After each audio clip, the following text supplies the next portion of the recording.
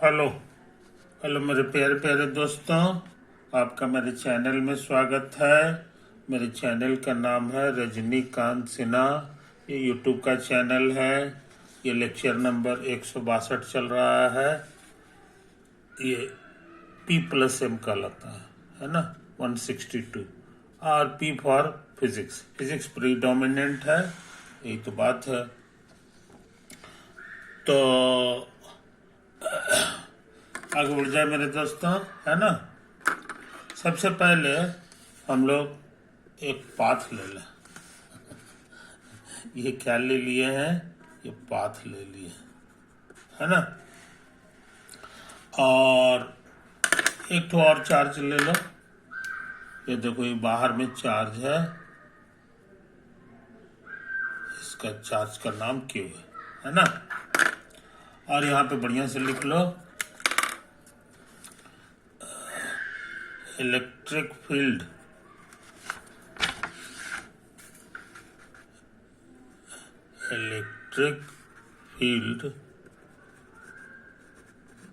Due to charge Q, यही तो है। और इसी पे जो है कोई पार्टिकल चल रहा है, पार्टिकल नहीं है वो, चार्ज है वो भी। तो लाल रंग का जो चार्ज है इसको रख लो, है कि नहीं। ये हो गया। और इसका कुछ नाम दे दो, इस चार्ज का नाम क्यू दे दो, है ना। हम लोग क्यू को टेस्ट चार्ज कहते हैं। टेस्ट चार्ज ये जब चलेगा तो इसी रास्ते पे चलेगा, तो इसको एरो दे दो, ये इसका चलने का रास्ता। अच्छा, तो हमको पता है कि ये फोर्स लगाएगा एक दूसरे पर, तो जो फोर्स लगाएगा वो यही है। कितना है सो हमको याद है कूलम्स लॉ से, 1/4πε0, है कि नहीं। और दोनों चार्ज को गुना कर दो, अब बाई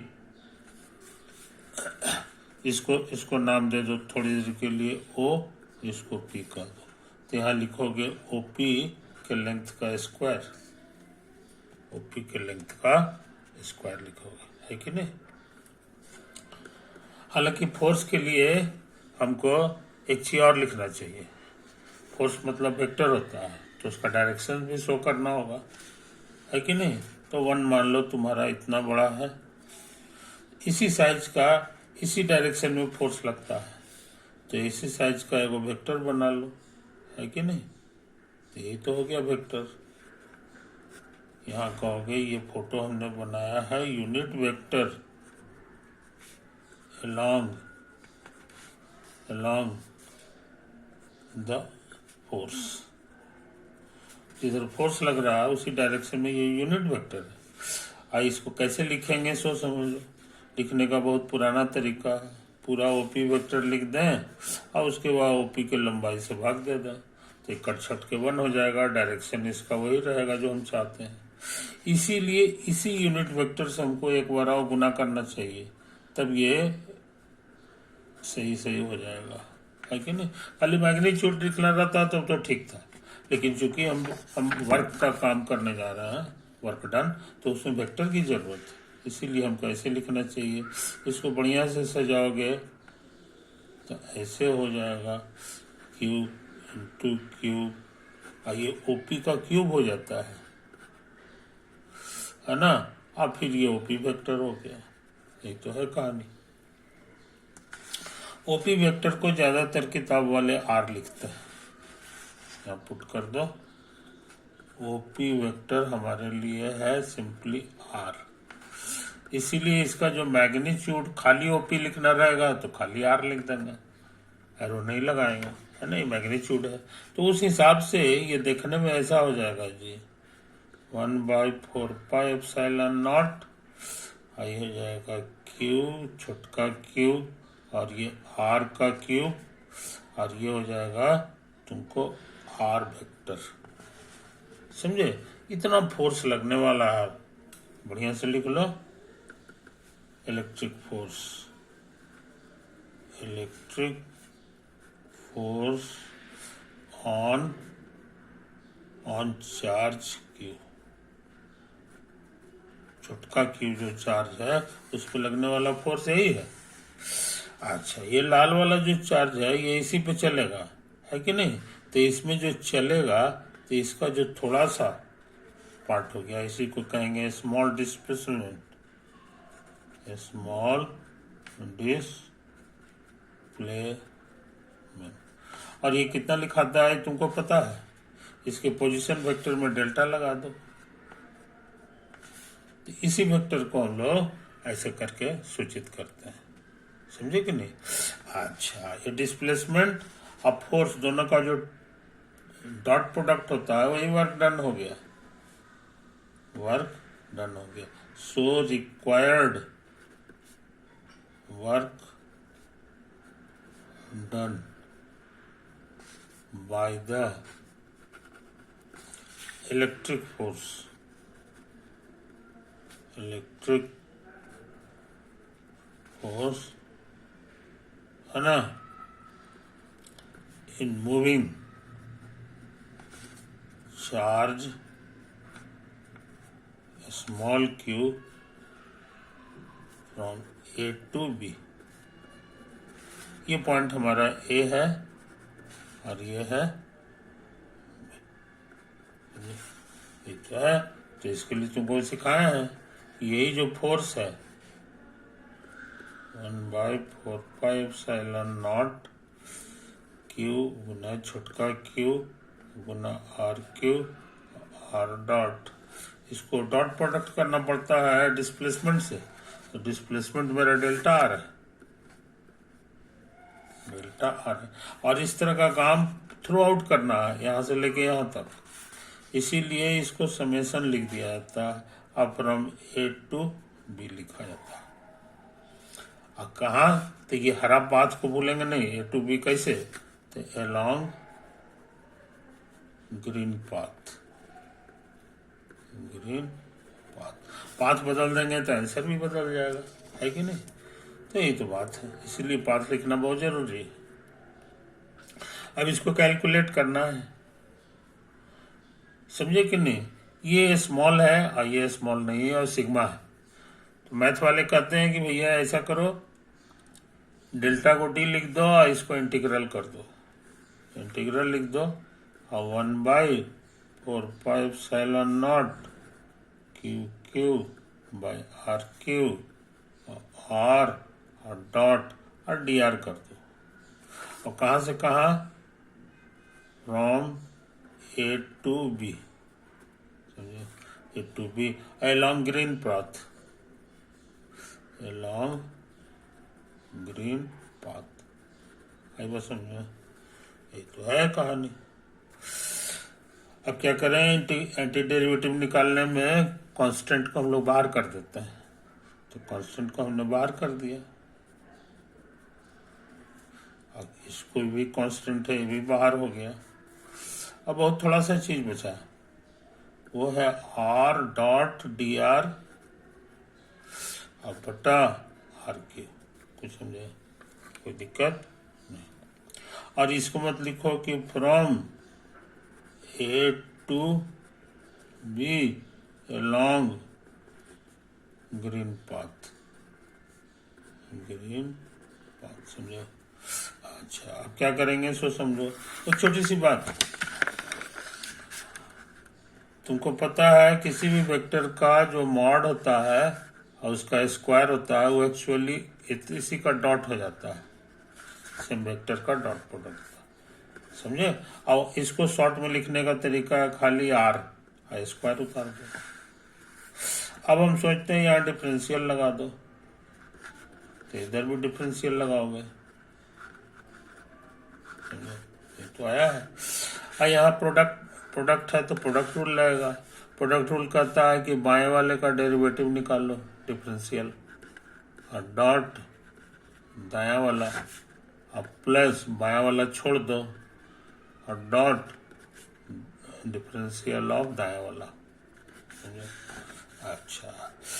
आप सोच रहे हैं ना, ये कम्यूटेटिव लॉ होता है डॉट प्रोडक्ट का, इसको इधर इसको उधर हम कर सकते हैं। तो कहने का मतलब क्या हुआ जनाब कि आर डॉट डी आर भी इसको लिख सकते हैं। इसको उतार दो, इसको उतार दो। समझे? अब दोनों एक ही चीज है, एक ही चीज जोड़ोगे दुगना हो जाएगा। समझे? अच्छा, तो प्रोडक्ट यहाँ देखो, यहाँ सोचते हैं चेन रूल लगा दें चेन रूल लगा दें देखो ये पुराना फॉर्मूला है D by D x of x square. ये होता है 2, एक पावर कम जाता है तो 2x हो गया। इसको उधर भेज दो तो डिफरेंशियल ऑफ एक्स स्क्वायर बराबर हो गया 2x dx। कोई दिक्कत? ये उसी शकल का है ना, आर स्क्वायर है तो इसका भी आंसर उसी तरह होगा 2r और dr। वेक्टर से वेक्टर कहीं नहीं है, यहाँ वेक्टर था, ये वेक्टर गायब हो गया। वेक्टर का डॉट प्रोडक्ट है तो स्केलर हो ही जाना अंत में। अब इसको गौर से देखो, 2 कटेगा तो आर डी आर बराबर हो गया आर डॉट डी आर। समझे? कोई दिक्कत नहीं। इसको स्टार कर दें, इसको स्टार कर दें। ऐसी चीज से हमारी भेंट हुई, इसी चीज कौन होती है, इसकी जगह ये लिख दें। दोनों में जरा सा का फर्क है, एरो हट जाता है और डॉट भी हट जाता है। तो हम लोग इसको लिख सकते हैं Q Q by 4 pi epsilon naught R D R. बस इसको उतार दो और नीचे सब कुछ लिख दो, from A to B along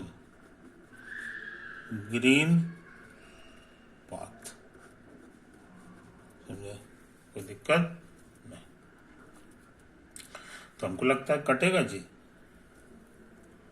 एक ठो आर कटेगा तो कुल मिला के हो गया। इस जगह कम है, अगले पेज में हम लोग लिख लें, है ना। तो बराबर Q Guna Q by 4 pi epsilon naught, और यहाँ हो जाएगा कट छट के 2 पावर 2 ऊपर जाके -2 हो जाएगा, है ना। डी आर हो गया। और यहाँ लिख दो from A to B along green path. बस इसको उतार दें, है कि नहीं। अब रह गई इसको निकालना। तो ये क्वेश्चन इसी टाइप का लग रहा है, anti derivative Experian power dx। इसका आंसर याद होगा, एक पावर जुट जाता है और उसी से भाग लग जाता है ना। तो यही फार्मूला यहाँ लगा दो, यही फार्मूला यहाँ लगा दो। तो ये जितना पावर है उसमें एक जुटेगा, है ना। ये वाला फार्मूला था, तो जुटा उसी से डिवाइड हो जाता, तो डिवाइडेड बाय -2 + 1। हाँ, अब इंटीग्रेट हो गया। अभी सब चीज वाला लिखना जरूरी है। कहाँ से कहाँ तक? ए से बी तक। तो ए वाला पॉइंट नीचे लिखाएगा और ये बी वाला ऊपर लिखाएगा। अब along ग्रीन पाथ जो है मन में रखो, along ग्रीन पाथ। समझे? यहाँ पे लिखने का उसका कोई जगह नहीं है। तो नतीजा क्या हुआ, ये -1 हो गया, तो माइनस बाहर कर लो, Q Q by 4 pi epsilon naught, और ये लिखा जाएगा -1 मने 1/r पावर। इसको लिख दो ए कहानी। तो हम लोग कैलकुलेट कर लिए, -QQ by 4 pi epsilon naught. R का वैल्यू पहले ऊपर वाला पर आता है तब नीचे वाला पर आता है। तो आर का वैल्यू बी पर इस शॉर्ट में लिखा गया, अब माइनस आर का वैल्यू ए पर। ये तो होता है ऊपर वाले का भर दिए दिए आ गया, अब माइनस ये आ गया। ये कहानी, कोई दिक्कत नहीं। तो हम क्या निकाल रहे थे सो समझ लें। हम निकाल रहे थे work done by electrical force in moving charge from A to B, है ना। तो हम लोग क्या सीखे जनाब? तो work done by electrical force in moving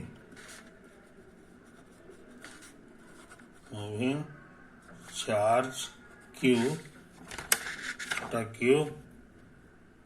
from A to B, लिखा हुआ था जी, from A to B along छूट गया है, along ग्रीन पाथ है कि नहीं, along ग्रीन पाथ, समझे। ये तो आया है, इसी को बढ़िया से लिख लो, तो माइनस माइनस प्लस हो जाएगा, तो लिखा जाएगा तुमको माइनस कॉमन ले लो तो लिखा आएगा 1/4πε0 Q गुना Q, समझे, Q गुना Q अब बटे R एट B, नहीं R एट माइनस ले लिए, नहीं ठीक तो है, ये माइनस हो गया, कोई दिक्कत? अच्छा, अब उसके बाद माइनस माइनस प्लस हो जाएगा, या 2 बार माइनस हो गया, है ना। इसको ना होता ऐसे ही लिख दो, माइनस लिख दो, ये अंदर चला गया, और ये माइनस माइनस प्लस हो जाएगा, तो यहाँ लिख दो 1/4πε0 Q/R। दिक्कत? माइनस माइनस प्लस हो गया, यहाँ भी माइनस माइनस प्लस, और ये माइनस आ जाएगा, समझे। तो ये बात को समझ लो मेरे यार। कई लोग जो है ना, छोटका Q को बाहर निकाल लेते हैं, छोटका Q को कॉमन ले लेते हैं, तो ये देखने में और आसान हो गया, बड़का Q ये R एट B, ये तो आया माइनस, इसको भी सही कर दो, तो माइनस 1/4πε0 Q/R, कुछ समझे? कोई दिक्कत नहीं। मजेदार बात क्या है सो समझ लो। मजेदार बात है कि पूरे रास्ते में ग्रीन पाथ गायब हो गया, पूरे रास्ता के कैलकुलेशन में बेचारा ग्रीन पाथ का कोई रोल नहीं रहा, कि बीच रास्ते में कैसे कैसे मुड़ता है, कैसे कैसे क्या होता है, इससे कोई मतलब नहीं। इसको मतलब बस आखिरी पॉइंट से कि कहाँ से शुरू हुआ और कहाँ गया, तो कितना काम हुआ, तो इतना काम हो गया, है कि नहीं। ये चीज यहाँ लिख दो, ये बहुत है, which is independent of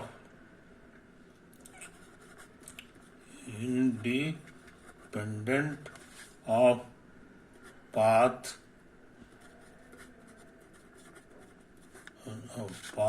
joining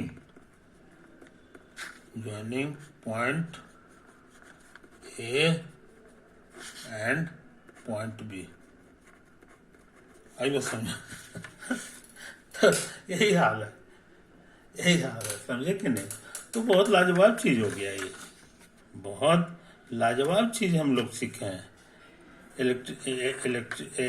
electricity department जो है चकित हो गया कि वाह यार, ये तो लाजवाब है, वर्क डन के आधार पर ही भाड़ा तय होगा, है ना, कितना हो गया। अब इसको इससे कोई मतलब नहीं है कि किस सड़क से यहाँ पहुंचता। ये एक ऐसा विचित्र दुनिया है इलेक्ट्रिसिटी का, कि यहाँ से यहाँ तक पहुंचने में कितना मेहनत लगा, है ना। तो कहता है कि ये पाथ्स पे डिपेंड नहीं करता है, तो कहेगा कि नहीं हम ऐसे ही करके आएंगे, कोई कहेगा एकदम हम सीधे आएंगे, कोई कहेगा नहीं हम पूरा एरिया टहलते फिरते हुए यहाँ तक आएंगे। हर हालत में सबका भाड़ा उतना ही होगा, ऐसा कहीं होता है? मान लो तुमको एक जगह है जो है, यहाँ से जो है लंका से चलना है और तुमको रेलवे स्टेशन पे पहुंच जाना है कि नहीं? तो उसके कई रास्ते हैं, बहुत सारे सड़क हैं, बहुत सा है जो बहुत घुमावदार है। तो कहता है नहीं नहीं, भाड़ा सबका बराबर लगेगा, भाड़ा सबका बराबर, क्योंकि सब में हमको मेहनत बराबर है इसके पढ़ाई के अनुसार, बशर्ते कि फोर्स हमारा इलेक्ट्रिकल फोर्स काम करे। समझे कि नहीं? चमत्कार हो गया, लोग गदगद हो गए, कहीं की लगता है बहुत तगड़ा चीज हम लोग खोज लिए हैं। समझे कि नहीं? यही चीज समझ लो, यही चीज समझ लो। तो पूरा इलेक्ट्रिसिटी का ये सबसे लाजवाब चीज है, लाजवाब रिजल्ट आया है कि वर्क डन एक ऐसा अजूबा चीज है इलेक्ट्रिकल फोर्स में। समझे कि नहीं? जिसमें ऐसा है नहीं। कहोगे पैदल चलेंगे, पैदल चलोगे तो उसमें फोर्स लगता है, लेकिन इलेक्ट्रिकल थोड़ी लगता है। वो तो तुम्हारा जूता जूता रगड़ाते रहता है तो फ्रिक्शन फोर्स लगता है। तो उसमें जो है रास्ता पर बहुत डिपेंड करता है कि किस रास्ता से तुम एक जगह से दूसरे जगह जा रहे हो। समझे कि नहीं? ये चीज जो है पहली बार बहुत अचंभित कर दिया वैज्ञानिकों को, है ना? इसी के चलते इसी को एलाबरेट किया तो विज्ञान जो है आज देख ही रहे हो, है कि नहीं? सारा चीज में इलेक्ट्रिसिटी घुस गया है, और वो इसलिए घुसा है क्योंकि इससे इतना फायदा है, उसको इससे मतलब नहीं कि कहाँ जाना है। समझे कि नहीं? कहाँ जाना है सो उससे मतलब है, अब कहाँ है बस है। अब बीच में हम कितना घूमते फिरते हुए आएंगे, जैसे ये जगह है और ये जगह है ना? कोई कहेगा नहीं हम ऐसे ऐसे जाएंगे, ऐसे जाएंगे, ऐसे जाएंगे, ऐसे जाएंगे, ऐसे जाएंगे, है? अब कोई कहेगा नहीं नहीं नहीं, मेरा रास्ता ऐसे रहेगा, एकदम ऐसे ऐसे ऐसे ऐसे जाएंगे, ऐसे आ जाएंगे बस। पूछेगा कि बताओ किसमें जो है ज्यादा मेहनत पड़ा? इलेक्ट्रिकल फोर्स वाले, इलेक्ट्रिकल फोर्स के कारण जो है किसमें ज्यादा वर्क डन करना पड़ा, किसमें ज्यादा पसीना निकला? तो हर आदमी कहेगा कि ये रास्ता से तो बहुत पसीना छूट जाएगा, हालत खराब हो जाएगा। मगर नहीं, नेचर का इलेक्ट्रिकल फोर्स इतना बेहतरीन जगह है, कहता नहीं नहीं बस हमको इससे मतलब है, इससे मतलब है बस, और कौन रास्ता से मतलब नहीं है। तो यही रिजल्ट आया है, तुम्हारे सामने, आंख के सामने आया है ये अजूबा चीज। समझे कि नहीं? ये विचित्र बात जो है ना, ये कर दिया। अच्छा, अब रह गई इसकी बात। तो इसका और इसका शकल एक जैसा है, इसमें बी है, इसमें ए है, तो इसका भी एक नाम पड़ गया और वो है भी एट बी। इसका भी उसी तरह से कह दोगे भी एट ए, है कि नहीं? आप पूछोगे कि भी कितना हुआ, तो भी का मतलब हो गया हमारे लिए यही वाला -1/4πε0 और Q/R।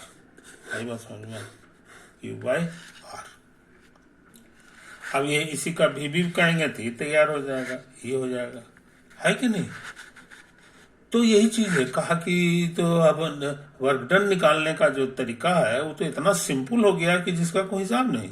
खाली भी कैलकुलेट करो दोनों पॉइंट पर, अब घटा दो, तुम्हारा हो गया, तुम्हारा हो गया।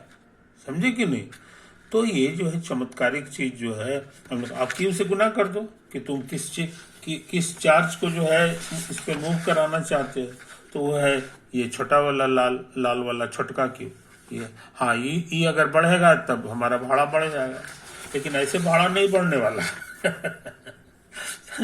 तो ये इलेक्ट्रिसिटी की विचित्र दुनिया है। और ये जो नया चीज आया है, ये कितना कम चीज पे डिपेंड कर रहा है, ये सब तो कांस्टेंट है। खाली कहता है यार हमको आर से मतलब है, आर मतलब दूरी, कहां से दूरी?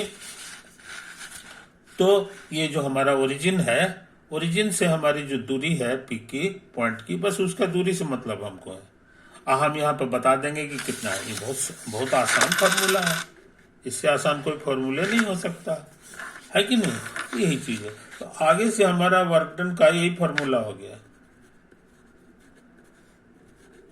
Work done. अब शॉर्ट में लिख रहे हैं, वर्क डन का हमारा ये फार्मूला हो गया Q इंटू भी एट बी और माइनस भी एट ए। अब इसका एक नया नाम हो गया, पूरी दुनिया में ये मशहूर हो गया ये नाम, अब वो है पोटेंशियल। वो है potential at a point due to electrical field,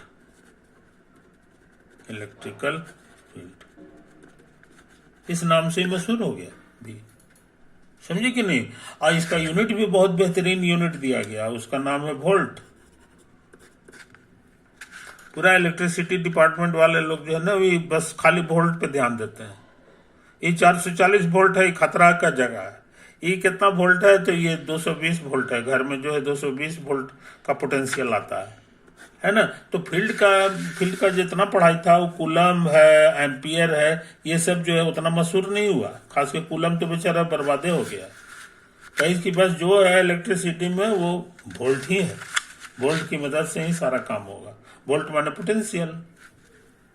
और ये जो है दोनों को घटाना पड़ता है, तो इसी का नया नाम पड़ गया पोटेंशियल डिफरेंस। पोटेंशियल, समझे। तो आज तुम बहुत लाजवाब चीज सीखे हो। आज तुम बहुत लाजवाब चीज सीखे हो, समझे कि नहीं। अब तुमको वो क्वेश्चन दिखा दें जो पिछली वीडियो में हमने लिखा था। अब कहा था कि इसका आंसर जो है अभी नहीं करेंगे, अभी कुछ चीज हमको करना है। अब देखो ये क्वेश्चन कह रहा है कि work done in taking a point charge a small Q from P to A. P यहां पर था, है कि नहीं। यहाँ पे एक छोटा सा चार्ज क्यू है, उसको खींच के लाना है तुमको यहां तक। तो खींच के लाने के लिए क्वेश्चन कहेगा कितना काम करना पड़ा। तो क्वेश्चन पहले बकवास लग रहा था कि रास्ता बताएगा तब ना कि किस रास्ते से जाना है। हर रास्ते से बराबरे वर्क डन होगा, ऐसा थोड़ी होता है। ऐसा तो होता नहीं है। लेकिन खुशी का समाचार है कि अभी तुम सीखे हो कि इसको रास्ता से मतलब नहीं है। बस जो है वो खाली ये पोटेंशियल देखेगा और उसके बाद यहाँ पहुंच जाएगा, समझे कि नहीं। इसका पोटेंशियल और यहाँ पर का पोटेंशियल को घटा दो और क्यू से गुना कर दो, उतने वर्क डन होगा, है कि नहीं। तो ये चीज समझ लो मेरे यार, कोई दिक्कत नहीं। अच्छा, तो पाथ से कोई लेना देना नहीं है। अब उसके बाद कहता है इसी तरह काम दोबारा करो। अब बी तक पहुंचो। तो कहोगे कि ऐसा करते हैं हम अपना पसंद कर लेते हैं, क्योंकि कोई भी रखेंगे तो आंसर तो सेम आएगा। तो हम लोग शरीफ आदमी की तरह ये रास्ता पसंद कर लेते हैं। ये तक पहुंच गया, है कि नहीं।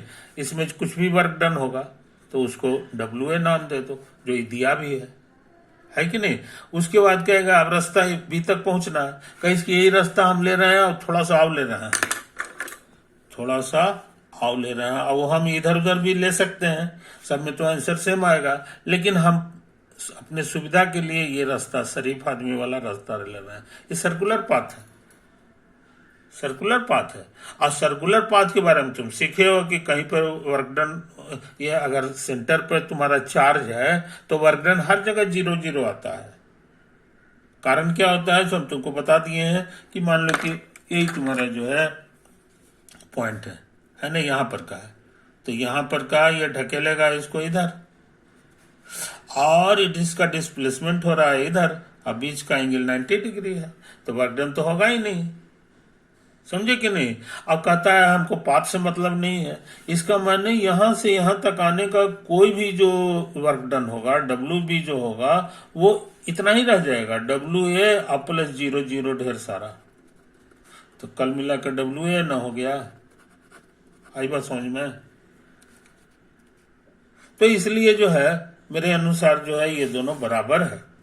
और उसी तरह से ये है, कहो कि अब यहाँ पहुंचना है तो घूमते फिरते आओगे तो मैथ समझ में नहीं आएगा, है ना। तो हम काहे के लिए टेढ़ा मैथ लगावे।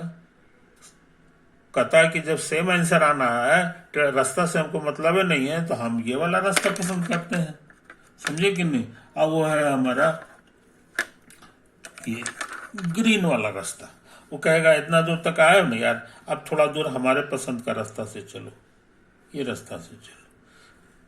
अब ये चूंकि सर्कुलर पाथ है और ये हमारा फील्ड पैदा करने वाला यही चार्ज है, तो फिर वही वाला तर्क लगा दो। कहीं भी लेंगे तो उसको ऐसे से ढकेलेगा, इधर कर देगा, और डिस्प्लेसमेंट मेरा इधर होने वाला है, अब बीच का एंगल 90 डिग्री है, इसलिए वर्क डन 0 होगा यहाँ पर। वर्क तो हर जगह 0 0 0 0 आएगा, सब जोड़ोगे तो जितना पहले आया था उतना ही रह जाएगा, इसीलिए ये बदलता नहीं है। सी आंसर क्यों हो गया, अब तुमको क्लियर हो जाना चाहिए, है कि नहीं। ये चीज है, इसी करना इलेक्ट्रिसिटी क्यों लाजवाब है, ये तुम आज समझ गए, है कि नहीं। अब वोल्टेज क्या होता है या पोटेंशियल डिफरेंस क्या होता है, पोटेंशियल क्या होता है, वो भी सीख गए। उसका बहुत सीधा सीधी फॉर्मूला है कि नहीं। ये जहां पहुंच रहे हो उसका पोटेंशियल निकालो, और माइनस जहां से चले हो उसका पोटेंशियल निकालो, है ना। दोनों को घटा दो और क्यू से गुना कर दो, चार्ज से गुना कर दो, वही तुम्हारा बहुत आसान फॉर्मूला हो गया। कोई इंटीग्रल करने की कोई जरूरत नहीं है। तो ये बेहतरीन दुनिया में हम लोग आ गए हैं, लेकिन ये कब होना चाहिए, ये जब हमारा फोर्स इलेक्ट्रिकल है ना। अब इलेक्ट्रिकल के इसी खूबसूरती के कारण ये पूरा बात को शॉर्ट में कैसे प्रेम से लिखा जाता है, सोच समझ लो। फिजिक्स जानने वाले जो है इसके जगह पे शॉर्ट में कहेंगे कि electrical field is conservative. Electrical field is conservative, ये कंजर्वेटिव इसको टाइटल दिया गया। इसका मतलब हो गया कि इसको पाथ से लेने देना नहीं है, समझे। यही चीज है, समझे कि नहीं। ये एक तरह से लिफ्ट की तरह है। लिफ्ट को क्या किस चीज से मतलब है, ऊंचाई से मतलब है। ऊंचाई से मान लो लिफ्ट में भाड़ा लगे और किसी का मकान 10 तल्ला पर है और किसी का 5 तल्ला पर है, तो 5 तल्ला वाले का भाड़ा कम लगेगा क्योंकि वो ज्यादा ऊंचाई पर है। अब कहोगे 10 तल्ला वाले के मुकाबले, लेकिन जो है सेम तल्ला पर अगर टहल फिर रहा तो बेचारा लिफ्ट आराम करेगा, कहेगा कि अब तो तुम आ गए हो लिफ्ट पे, है ना। तो हाइट पर ही सारा जो है लिफ्ट का खर्चा डिपेंड करता है, और उसी तरह का स्थिति यहाँ है। लेकिन अगर जूता घिसाने वाला है, फ्रिक्शन फोर्स है ना, तो वो जो है कंजर्वेटिव नहीं होता है, उसको बेचारा चलेगा, हॉरिजॉन्टली भी चलेगा, तो ये जो है उसको बहुत तरह का फोर्स बर्बाद होते रहता है ना। ये सारी चीज। ओके मेरे दोस्त, इस वीडियो को यहीं एंड करते हैं, बाय।